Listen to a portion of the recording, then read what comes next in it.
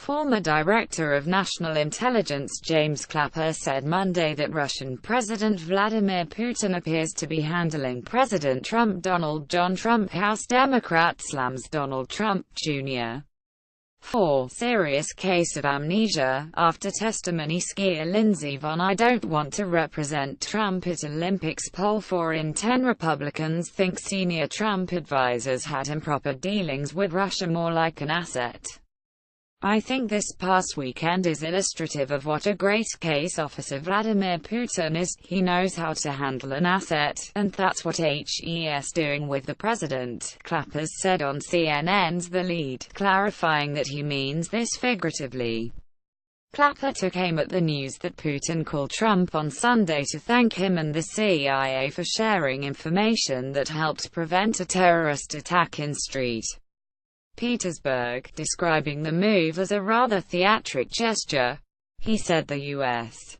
and Russia have shared such intelligence for a long time, and it seemed over the top for Putin to call Trump for something that goes on below the radar and is not all that visible. The former intelligence chief said Putin likely learned to recruit assets to help with their interests when he served as an officer in the KGB, the Soviet Union's main security agency. You have to remember Putin's background. He's a KGB officer, that's what they do. They recruit assets, and I think some of that experience and instincts of Putin has come into play here in his managing of a pretty important account for him, if I could use that term, with our president, he continued.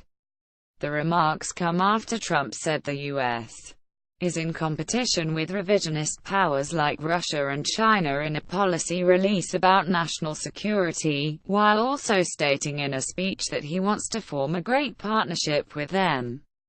Clapper said he found the message to be contradictory. He also pointed to his previous experiences of trying to share intelligence with the Kremlin stemming back to the early 1990s, describing the attempts as a one-way street. Clapper's remarks on CNN come after he and over a dozen other former national security, intelligence and foreign policy officials filed an amicus brief in a lawsuit earlier this month against the Trump campaign and Republican operative Roger Stone. The brief details how Russia uses active measures and actors to spread disinformation and influence politics worldwide. These actors include political organizers and activists, academics, journalists, web operators, shell companies, nationalists and militant groups, and prominent pro-Russian businessmen, the brief reads.